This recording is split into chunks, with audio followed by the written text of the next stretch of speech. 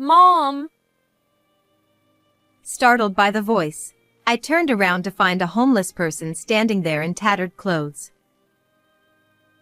Unbelievably, it was my daughter who was supposed to be dead.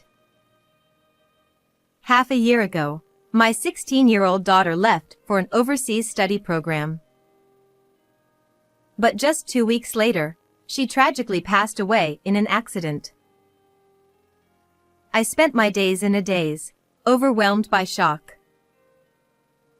But finally, I was able to pull myself together and visit the place where she was studying.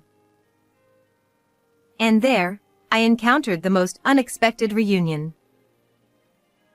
Overcome with surprise and joy, I burst into tears as I embraced my daughter. However, what she told me was an unbelievable and shocking truth.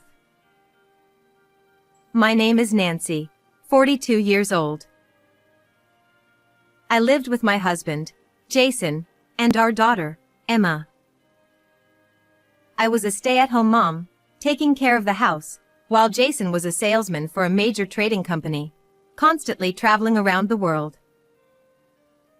Emma was a second-year high school student, studying hard to be recommended for a short-term study abroad program, which only one student from her grade could attend. Emma wants to go studying abroad?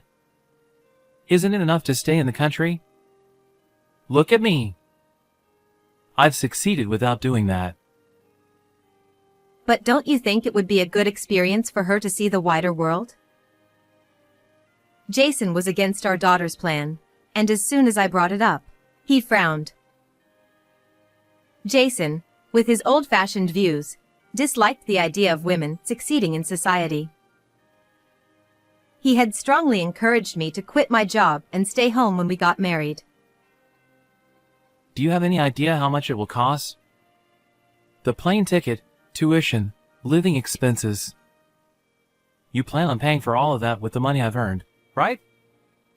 I'm not going to waste money on something like that. With the family's main provider saying this, I had no words to respond. Even so, I was determined to help Emma achieve her dream, so I continued to persuade him. Then I'll earn the money for the study abroad. I'll get a part-time job and still take care of the house. I won't rely on your income. Would that be okay? Please.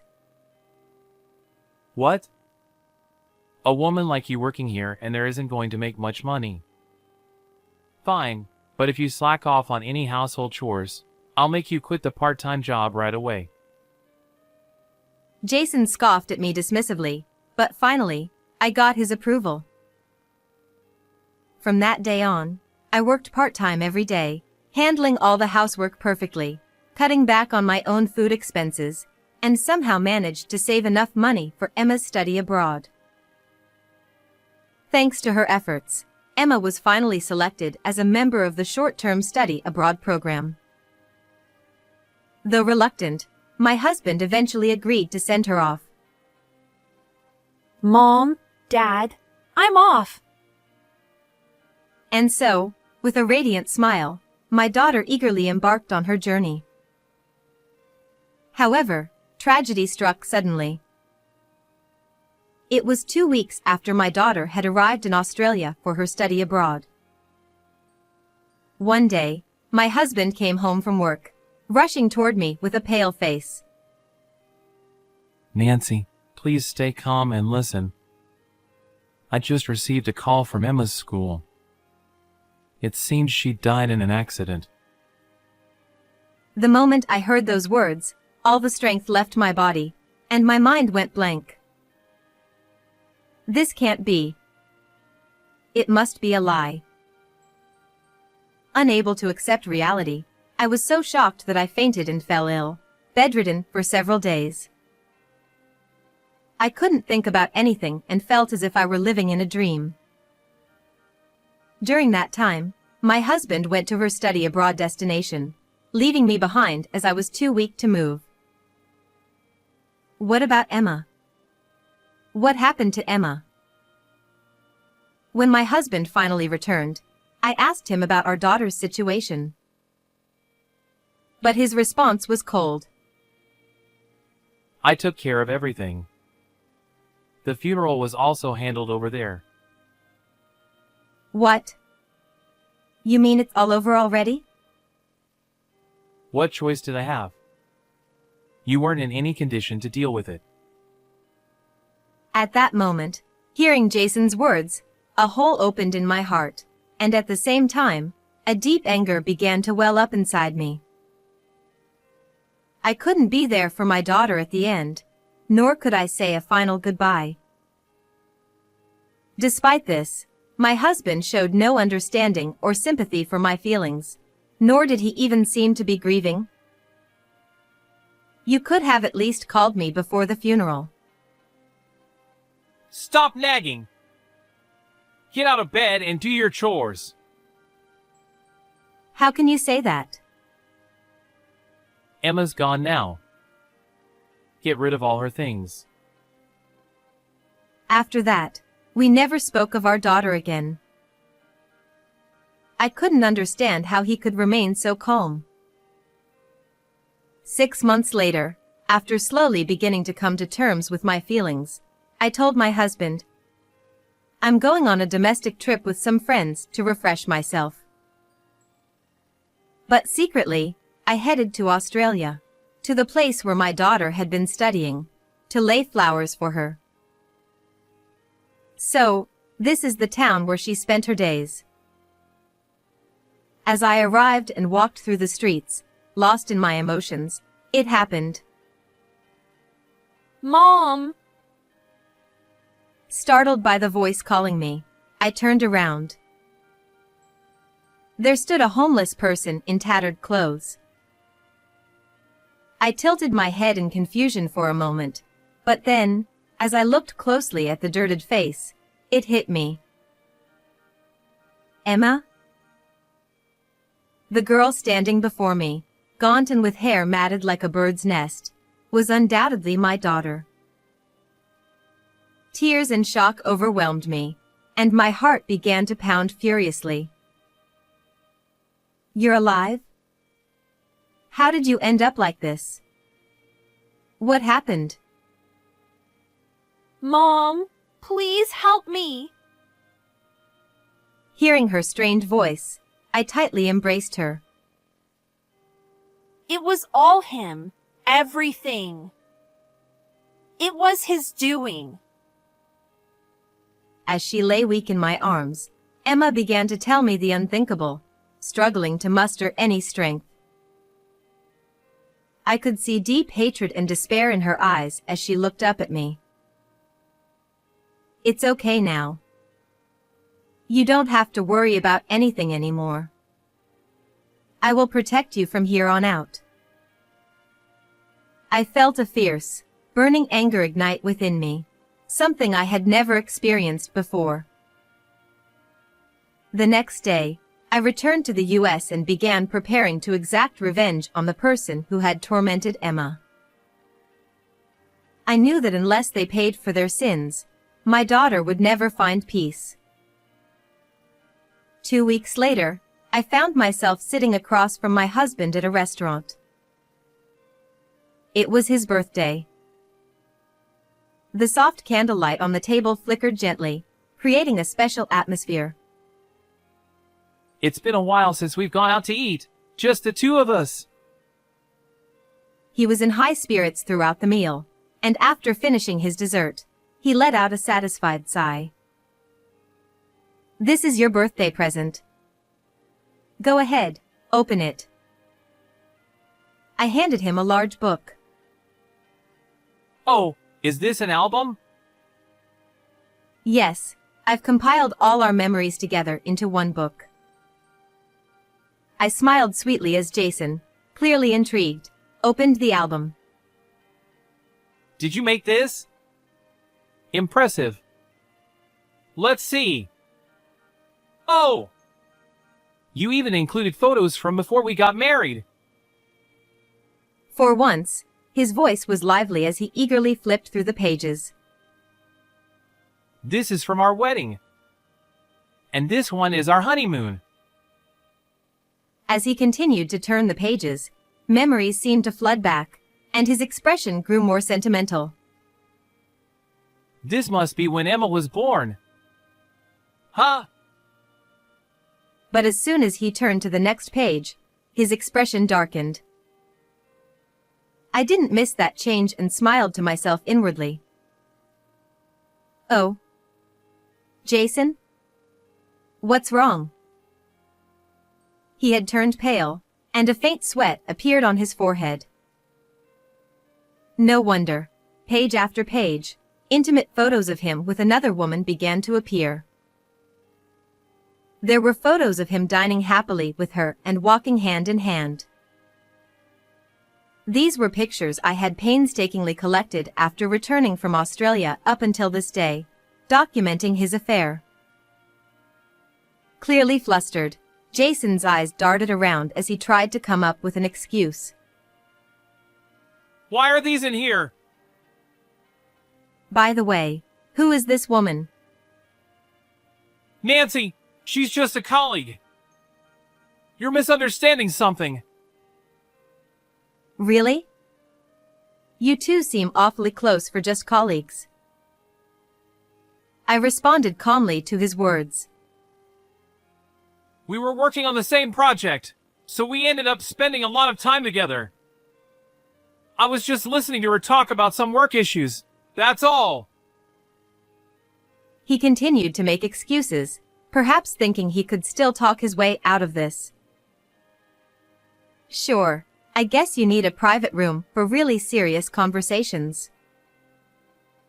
What? As I calmly turned the next page, there was a large photo of my husband and his mistress entering a hotel together. Jason's face drained of even more color, and his mouth started to tremble. You're still wearing your wedding ring in the photo, aren't you? And she must know you're married, too, right? I looked him straight in the eye and pressed him with a voice as cold as ice. Finally, as if he had given up, he teared up and tightly gripped my hand. I'll confess. After Emma died, I lost it and had an affair. It was just a moment of weakness. Please believe me. Indeed, the photos in the album were all taken after our daughter was gone. You must have been hurting, too, after losing her. Yes, it was like losing an arm. I just wanted to escape from reality.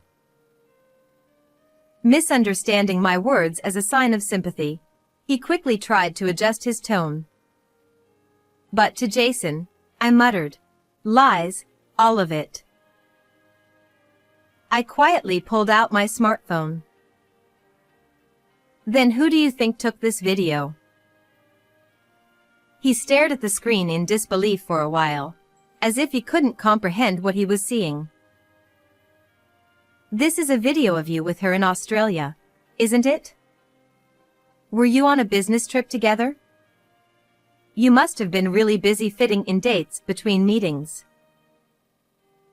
Jason remained in shock for a moment, but suddenly, as if something had clicked, he grabbed me with incredible force.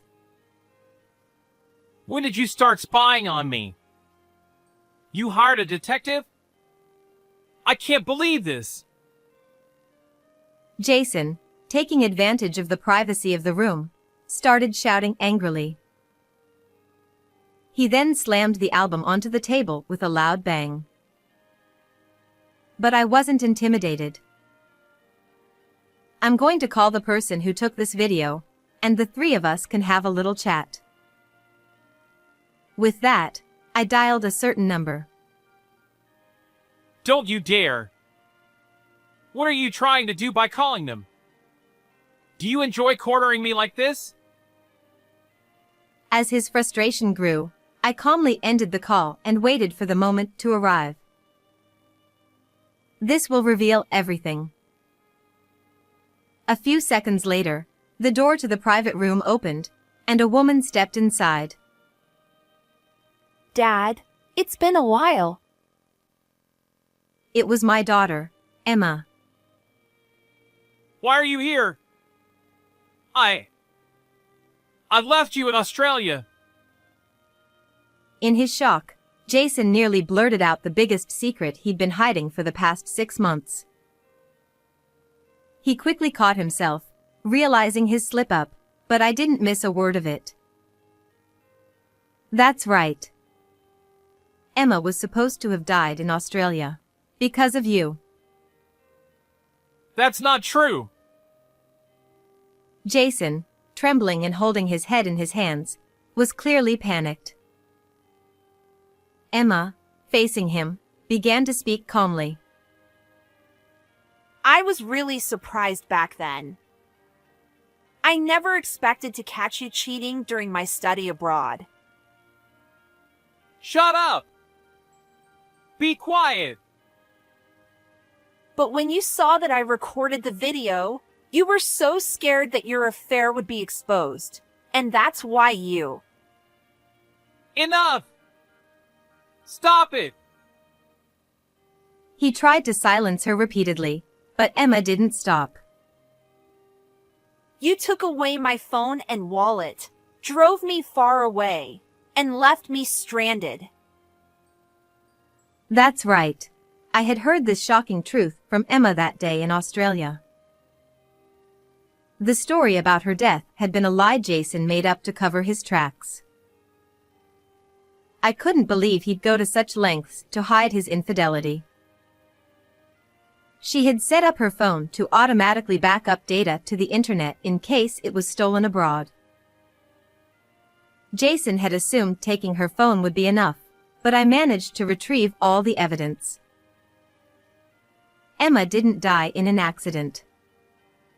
You're the one who put her through hell. That's a misunderstanding, right? Emma, please, help your dad! He stretched out his arms in a fatherly gesture, trying to embrace her, but Emma forcefully slapped his hands away. I begged you to help me so many times back then, didn't I? And you ignored me. After walking for days, Emma finally made it back to her school, only to find that Jason had already completed her withdrawal and had cleared out her dorm. With her English skills still developing and without any close friends or anyone to turn to, she was left completely alone. Not knowing what to do, Emma sat dazed in a park until a kind homeless woman helped her. Thanks to that woman's assistance, she managed to survive until she found me. I can't see you as my father anymore. I'll never forgive you. For the past 6 months, Emma had clung to the strong belief that she had to return to America, and now she was glaring sharply at Jason. It's all a misunderstanding. If we talk it out, you'll understand. Are you still going to play dumb? Let the police decide whether it's a misunderstanding. I'm smarter than both of you. I'll find a way to get away with this, no matter what. In his heightened emotional state, Jason seemed to forget he was in a restaurant and started yelling, throwing spoons and forks at me. I'm not worried. With evidence this clear, we'll be fine. What could someone like you, who's only ever worked part-time, possibly do? Hearing those words, I suddenly remembered why I really wanted to support Emma's study abroad. Every day, Jason had belittled me, saying, "What could a housewife like you possibly know?" I wanted her to see a bigger world, to fulfill the dreams I had once held for myself. Don't underestimate me. I clenched my fists and glared sharply at Jason. Just then, as if cowed by the intensity of my gaze, he froze, and we heard the distant sound of police sirens. You see, before I let Emma into the room, I'd already called the police and asked them to come. Looks like they're here to pick you up. You can finish this conversation at the police station. What? Wait, are you serious? You really called the police? Are you trying to make your own husband a criminal? We're getting a divorce, so whatever happens to you doesn't concern me anymore. Wait! Hold on! I was wrong! I'll change! I swear! So please, don't leave me! Don't call the police! Crying, Jason clung to me, but I brushed him off without a word. When he tried to cling to Emma next, she, of course, rejected him as well. Finally realizing it was over, he collapsed to his knees. Later, Jason was sentenced to prison for endangering our underage daughter, and he was also fired from his job. I divorced him and demanded $20,000 in alimony. I also sought $15,000 from his affair partner. Word of their relationship quickly spread through the company, and after paying me off, the woman left the company and dumped Jason. Jason's parents disowned him, leaving him with nowhere to go, and he ended up homeless. Emma was able to return to her studies in Australia and resumed her journey toward achieving her dreams. I found a new full-time job. Seeing Emma's determination to view the world with wide eyes gave me the courage I needed. Now, I'm living busy yet fulfilling days for myself. How was today's story? Don't forget to subscribe to the channel. I'll see you in the next video.